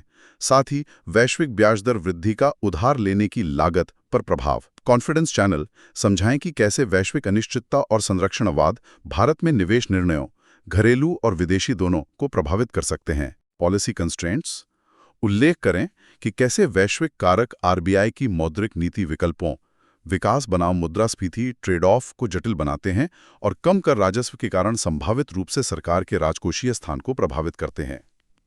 Body part 2, policy measures for economic resilience, आर्थिक लचीलेपन के लिए नीतिगत उपाय। उन कदमों की रूपरेखा तैयार करें जो भारत को उठाने चाहिए। स्ट्रेंथनिंग डोमेस्टिक डिमांड, खपत विशेषकर ग्रामीण मांग को बढ़ावा देने और प्राइवेट निवेश को प्रोत्साहित करते हुए सार्वजनिक पूंजीगत व्यय को बनाए रखने के लिए नीतियों पर ध्यान केंद्रित करें। कैलिब्रेटेड ट्रेड पॉलिसी, आत्मनिर्भर भारत को वैश्विक एकीकरण के साथ संतुलित करने की आवश्यकता की व्याख्या करें। निर्यात बाजारों में विविधता लाने और लचीली जीवीसी में एकीकृत होने के लिए रणनीतिक रूप से एफटीए का अनुसरण करने का सुझाव दें, जबकि संरक्षणवादी चिंताओं को सावधानीपूर्वक संबोधित करें। निवेशक विश्वास बनाए रखने के लिए एक विश्वसनीय राजकोषीय समेकन रोडमैप पर टिके रहने और मुद्रास्फीति नियंत्रण पर आरबीआई का ध्यान केंद्रित करना सुनिश्चित करने के महत्व पर जोर दें। फोर्टिफाइंग इंस्टीट्यूशंस, इस बिंदु पर विशेष रूप से विस्तार करें। प्रमुख संस्थानों आरबीआई, सेबी, न्यायपालिका, रेगुलेटरी बॉडीज, सांख्यिकी प्रणालियों की स्वतंत्रता, विश्वसनीयता और क्षमता को मजबूत करने के लिए तर्क दें। समझाएं कि कैसे ये ग्लोबल उथल-पुथल के बावजूद गैर आर्थिक बफर के रूप में कार्य करके, विश्वास बढ़ाकर और दीर्घकालीन पूंजी आकर्षित करके लचीलेपन को बढ़ाता है। कंक्लूजन, निष्कर्ष, ये कहकर संक्षेप करें कि एक चुनौतीपूर्ण वैश्विक वातावरण में भारत का लचीलापन एक दोहरी रणनीति पर निर्भर करता है। मजबूत घरेलू चालकों के माध्यम से अर्थव्यवस्था को बफर करना और व्यापक आर्थिक स्थिरता तथा क्रिटिकली मजबूत और स्वतंत्र संस्थानों के प्रति प्रतिबद्धता के माध्यम से वैश्विक विश्वास को मजबूत करना। परफेक्ट फ्रेमवर्क्स, ये वास्तव में एस्पिरेंट्स को मेंस आंसर के लिए अपने विचारों को स्ट्रक्चर करने में मदद करनी चाहिए। ओके, बहुत हो गई सीरियस बातें, अब कुछ मजेदार हो जाए। चलिए एक क्विक क्विज के साथ टेस्ट करते हैं कि हमने क्या सीखा। तैयार हैं सब लोग? मैं सवाल पूछूंगी, आप मन में जवाब सोचेगा और फिर हमारे एक्सपर्ट सही जवाब और इसके पीछे का क्यों बताएंगे। पहला सवाल आ रहा है। 1. Graded response action plan GRAP के संदर्भ में निम्नलिखित कथनों पर विचार करें। 1. ये दिल्ली NCR में प्रदूषण नियंत्रण के लिए साल भर चलने वाली सक्रिय रणनीति है। 2. इसे commission for air quality management CAQM वायु गुणवत्ता प्रबंधन आयोग द्वारा लागू किया जाता है। 3. निजी वाहनों के लिए ऑड इवन योजना लागू करना स्टेज 1 पुअर AQI के तहत अनिवार्य है। ऊपर दिए गए कथनों में से कौन सा से सही है? A. केवल 1 और 2, B. केवल 2, C. केवल 1 और 3, D. केवल 3। सोचने के लिए थोड़ा विराम। सही उत्तर है बी, केवल 2। एक्सप्लेनेशन, कथन 1 गलत है। हमने चर्चा की कि GRAP एक आपातकालीन प्रतिक्रिया तंत्र है जो प्रदूषण का स्तर बढ़ने पर सक्रिय होता है, साल भर की सक्रिय योजना नहीं। कथन 2 सही है, CAQM वास्तव में कार्यान्वयन करने वाली वैधानिक निकाय है। कथन 3 गलत है, ऑड इवन योजना केवल सबसे गंभीर चरण स्टेज 4 सीवियर प्लस के तहत विचाराधीन है, स्टेज 1 में नहीं। समझ गई। अगला सवाल 2. समाधान सिद्धांत जो अक्सर खबरों में देखा जाता है, किससे संबंधित है? A. बैंकिंग सुधारों के लिए एक रूपरेखा, B. वामपंथी उग्रवाद का मुकाबला करने की रणनीति, C. किसानों की आय दोगुने करने की नीति, D. ग्रामीण क्षेत्रों में डिजिटल साक्षरता के लिए एक मिशन। सोचने के लिए थोड़ा विराम। सही उत्तर है B. वामपंथी उग्रवाद का मुकाबला करने की रणनीति। एक्सप्लेनेशन, जैसा कि हमने विस्तार से चर्चा की, समाधान सिद्धांत नक्सलवाद LWE की चुनौती से निपटने के लिए केंद्र सरकार का व्यापक 8 स्तंभीय ढांचा है जो सुरक्षा उपायों को विकास और अन्य पहलों के साथ जोड़ता है। बिल्कुल सही। सवाल नंबर 3. काइनेटिक ऑप्शन शब्द जो हाल ही में राष्ट्रीय सुरक्षा के संदर्भ में था का अर्थ है। A. दुश्मन के संचार नेटवर्क को अक्षम करने के लिए साइबर युद्ध का उपयोग करना, B. विद्रोह प्रतिरोध अभियानों के लिए रैपिड एक्शन फोर्स तैनात करना, C. किसी खतरे को बेअसर करने के लिए भौतिक बल जैसे प्रोजेक्टाइल का उपयोग करना, D. ताकत की स्थिति से राजनीतिक वार्ता में शामिल होना। सही उत्तर है C. किसी खतरे को बेअसर करने के लिए भौतिक बल जैसे प्रोजेक्टाइल का उपयोग करना। एक्सप्लेनेशन, हमने सीखा कि काइनेटिक में भौतिक बल या प्रभाव शामिल होता है। काउंटर ड्रोन संदर्भ में काइनेटिक ऑप्शन का मतलब है ड्रोन को भौतिक रूप से नष्ट करना या अक्षम करना, जैसे उसे गोली मारकर या लेजर का उपयोग करके, बजाय नॉन काइनेटिक इलेक्ट्रॉनिक तरीकों जैसे जैमिंग या हैकिंग के। विकल्प ए नॉन काइनेटिक होगा। एकदम सही। चौथा सवाल 4 वर्ल्ड इकोनॉमिक आउटलुक निम्नलिखित में से किस संगठन द्वारा द्विवार्षिक रूप से प्रकाशित एक प्रमुख रिपोर्ट है? ए विश्व bank, the World Bank, B विश्व व्यापार संगठन, the World Trade Organisation, C अंतर्राष्ट्रीय मुद्रा कोष, the International monetary Fund, D आर्थिक सहयोग और विकास संगठन, the Organisation for Economic Cooperation and Development. सोचने के लिए थोड़ा विराम। सही उत्तर है सी अंतर्राष्ट्रीय मुद्रा कोष, the International monetary fund. Excellent. और आज के क्विज का आखिरी सवाल, देखते हैं आपने जगहों पर ध्यान दिया या नहीं। 5 निम्नलिखित युग्मों पर विचार करें। 1 रेड कॉरिडोर वामपंथी उग्रवाद से प्रभावित क्षेत्र। 2 Delhi NCR graded response action plan के अधिकार क्षेत्र के तहत क्षेत्र। ऊपर दिए गए युग्मों में से कौन सा से सही सुमेलित है? ए केवल 1, बी केवल 2, सी 1 और 2 दोनों, डी न तो 1 और न ही 2। सही उत्तर है सी 1 और 2 दोनों। एक्सप्लेनेशन स्पष्टीकरण, दोनों युग्म सही सुमेलित हैं। रेड कॉरिडोर शब्द आमतौर पर भारत में LWE से प्रभावित क्षेत्रों का वर्णन करने के लिए प्रयोग किया जाता है। दिल्ली एनसीआर वह भौगोलिक क्षेत्र है जहां वायु प्रदूषण को नियंत्रित करने के लिए GRAP लागू किया जाता है CAQM की देखरेख में। फैंटास्टिक। उम्मीद है आप सब ने क्विज में अच्छा किया होगा। इस क्विज के बाद भूलिएगा मत कि हमारे टेलीग्राम चैनल पर आपके लिए रिवीजन फ्लैश कार्ड्स भी तैयार है। वो बाद में जल्दी से याद करने के लिए सुपर हेल्पफुल होते हैं। जैसे कि कार्ड 1 सवाल, समाधान सिद्धांत का प्राथमिक उद्देश्य क्या है? जवाब, भारत में वामपंथी उग्रवाद LWE से निपटने के लिए एक एकीकृत बहुआयामी रणनीतिक और परिचालन ढांचा प्रदान करना। कार्ड 2 सवाल, काइनेटिक और नॉन काइनेटिक काउंटर ड्रोन उपायों के बीच मुख्य अंतर क्या है? जवाब, काइनेटिक उपाय ड्रोन को भौतिक रूप से नष्ट, निष्क्रिय करते हैं, जैसे गोली मारना, लेजर, जबकि नॉन काइनेटिक उपाय इसे इलेक्ट्रॉनिक रूप से अक्षम करते हैं, जैसे सिग्नल जैम करना, हैकिंग। कार्ड 3 सवाल, एनसीआर में graded response action plan GRP लागू करने के लिए कौन सा निकाय जिम्मेदार है? जवाब, commission for air quality management CAQM, वायु गुणवत्ता प्रबंधन आयोग। तो इसी के साथ हमारा आज का विस्तृत विश्लेषण समाप्त होता है। उफ, काफी लंबा सेशन था। उम्मीद है आपने बहुत कुछ सीखा होगा, इन जटिल मुद्दों पर स्पष्टता मिली होगी और आप अपनी UPSC प्रेपरेशन में ज़्यादा कॉन्फिडेंट महसूस कर रहे होंगे। देखिए, आज दिवाली है, जश्न का समय है, लेकिन जैसा हमने पहले कहा था, डॉक्टर कलाम के शब्द याद रखिए, सिंगल माइंडेड डिवोशन, एकल दिमाग भक्ति। आज जो मेहनत आप कर रहे हैं, ये फोकस स्टडी सेशन शायद अभी एक त्याग जैसा लगे, लेकिन ये एक उज्जवल कल की नींव रख रहा है, एक ऐसा भविष्य जो आपकी सफलता से रोशन होगा। दिवाली की भावना का उपयोग करें, अंधकार पर प्रकाश की जीत, अज्ञान पर ज्ञान की विजय, अपनी महत्वाकांक्षा को जगाने के लिए, आत्मसंदेह को जलाने के लिए और टालमटोल को खत्म करने के लिए। आप ये कर सकते हैं। जरूरत लगे तो इस चर्चा को दोबारा सुनिए। कभी कभी जटिल बातें दूसरी बार सुनने पर ज्यादा अच्छे से समझ आती हैं।